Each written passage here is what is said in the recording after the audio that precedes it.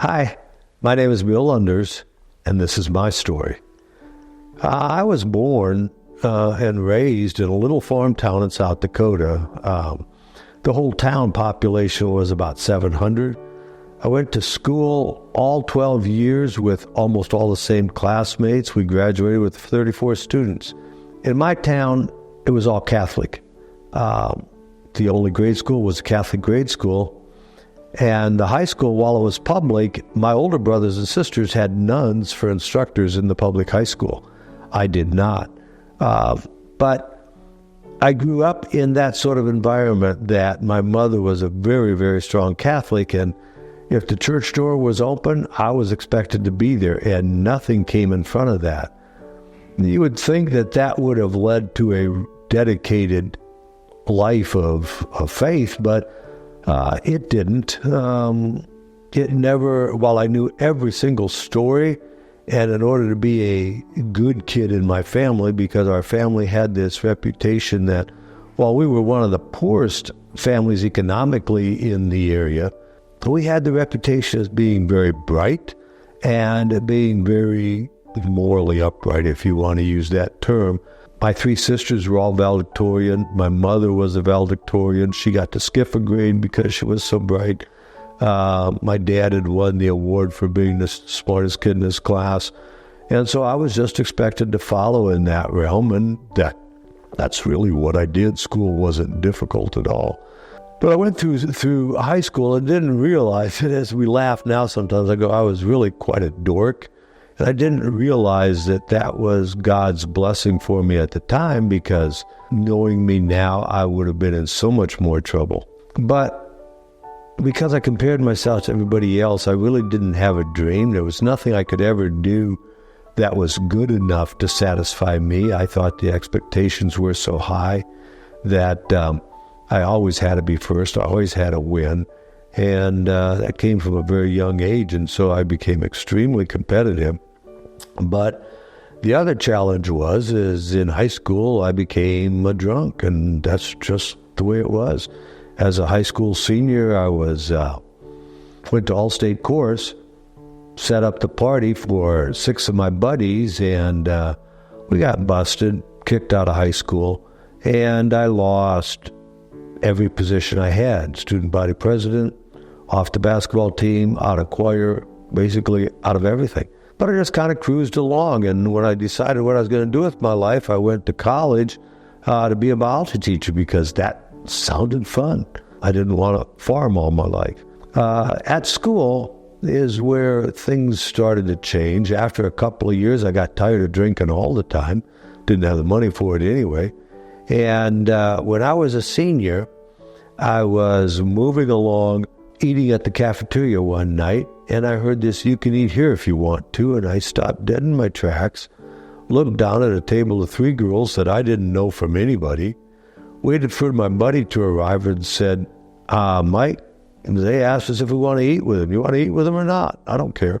And Mike said, "Yeah," because he saw this little cutie. Well, that's where I met Rena. She was the one that had spoke up, and I would have never met her had she not said something to me. And it turned out to be one of those events that, while I don't believe God puts only one person in your life forever, once he does put someone in your life, you learn how to be happily married, and we've done that a lot in our marriage seminars and talks. That was the beginning of a turnaround. She was a hardcore Christian. I was a Catholic, but I liked her. And so I learned very quickly how to say whatever I needed to say. When we do our marriage things, I always say, all guys lie. And if you're a guy and you say, "Oh, no, I've never lied," well, then you have now, because, well, lie to me is if you stretch the truth or don't tell the truth or anything like that. And all guys lie. Rena, one time when we were dating, said, "I'd like to be a missionary sometime." Now, a Catholic has no idea what that means. We don't have that concept. But what do you suppose I said? "Oh, yeah, that sounds great. Yeah, I'll do that." We all lie to get what we want. Well, we got married. I got out of school.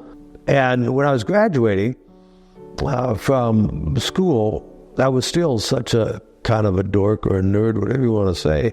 The head of the biology department at the largest university in South Dakota State, said, Bill, I can get you a job teaching at any of the openings in the state. These are the openings, whichever one you want, I can get it for you. And the highest they were going to pay me was $8,400.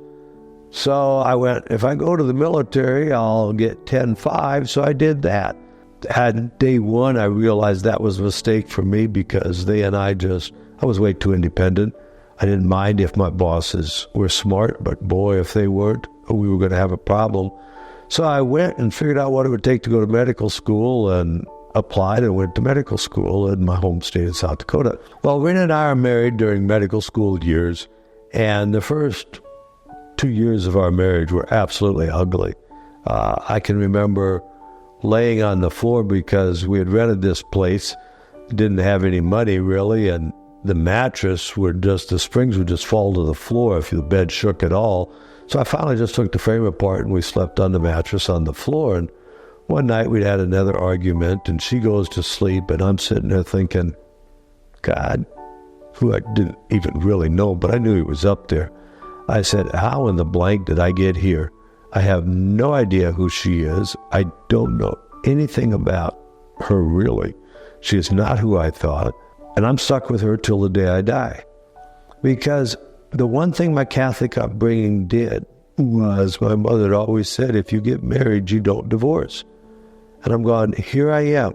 My life is just blank. And I'll never forget that time. And it never got better right away. But over the course of some time, we got to associate with some people that had something that I wanted.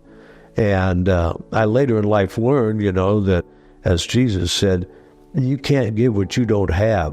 He said, the poor will always be poor, You've got to give out of the abundance of your heart. And my heart didn't have anything to give, but other people thought they did. And I kind of wanted that.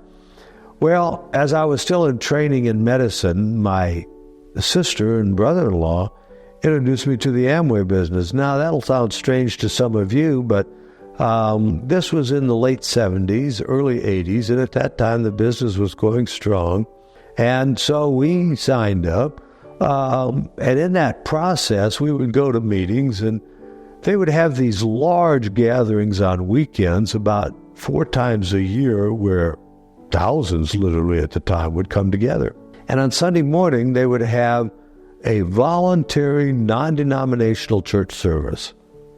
So I went. And the first time I'm there, they presented the gospel. There was no question about that. But I'm going, I'm Catholic, I'm good. I don't need that.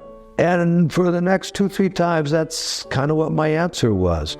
I was going to church with Rena in some Protestant churches. We went to a lot of different denominations, but I still didn't really know Christ. And so we were at a meeting one time I'll never forget. And all of a sudden, the Holy Spirit just grabbed on and said, Bill, you need to do this. And in my brain, I'm going, but if I do this, I'll have to change. And if I change, there's no going back.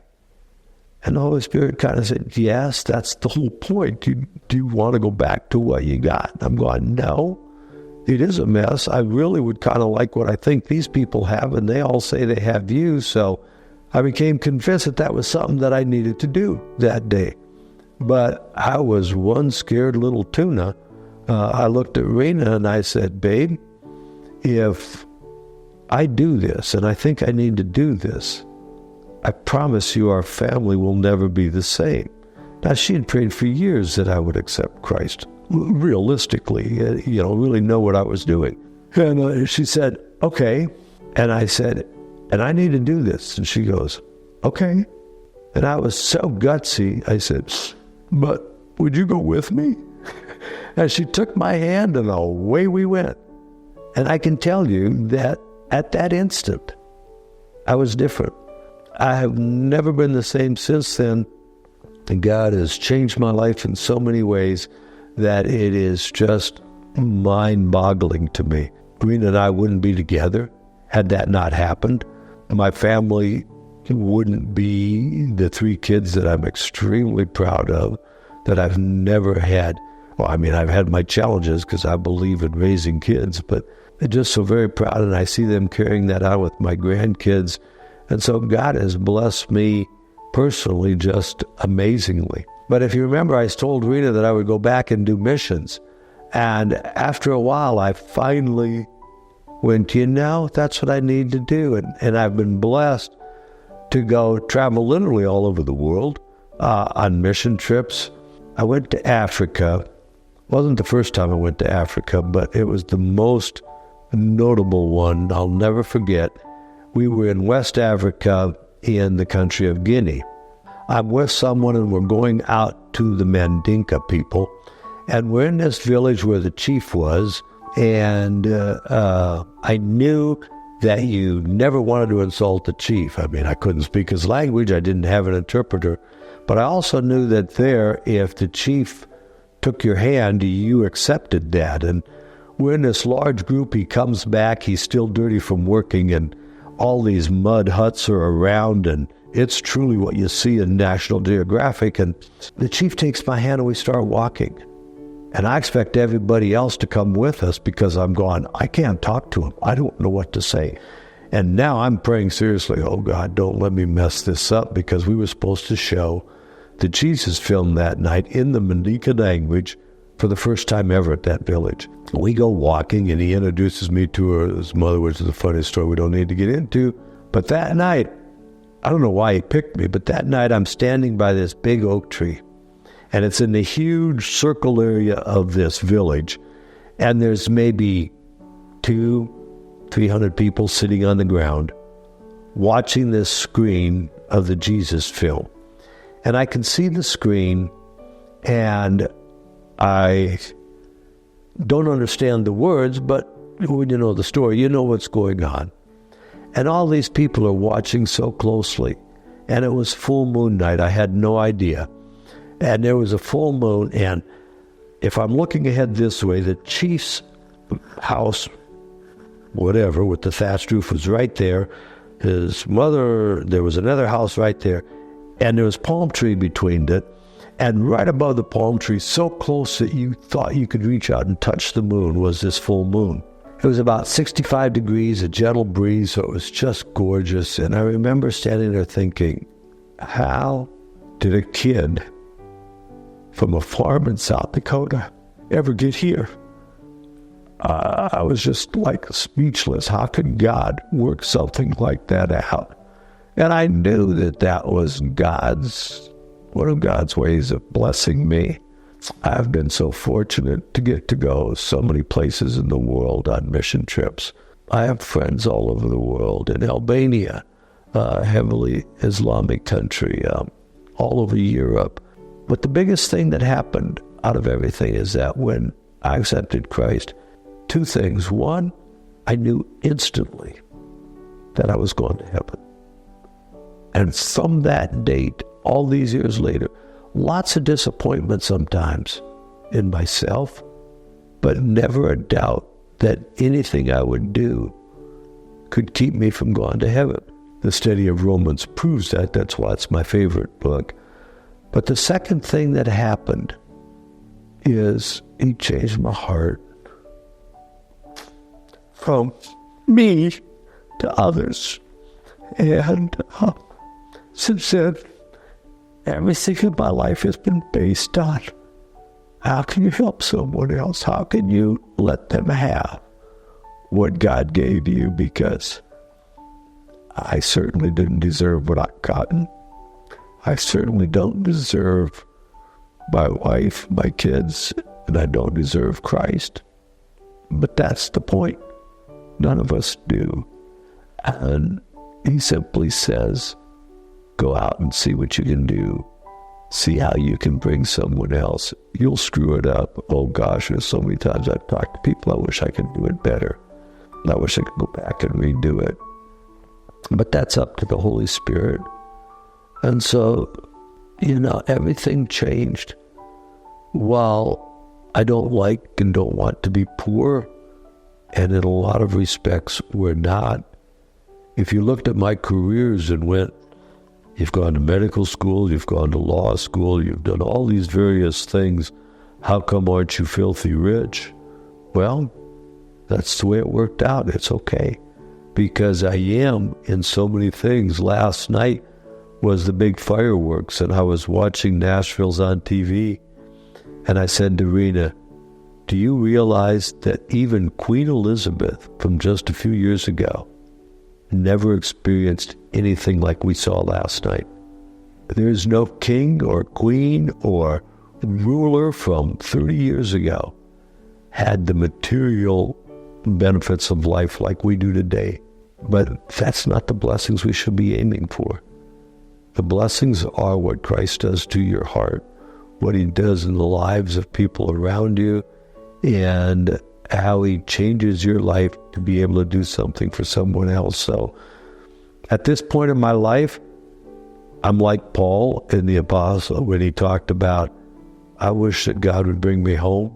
If I fell over right now, I'd be thrilled. But if he leaves me here, then who is he going to have me talk to? So that is my story. It's dramatic in some ways, not in others. I've realized I'm just like everyone else, and we don't have to always be the most important one on this earth, because the most important one is with us, so we can just be us. And that's the blessing in my life. I hope it is in yours.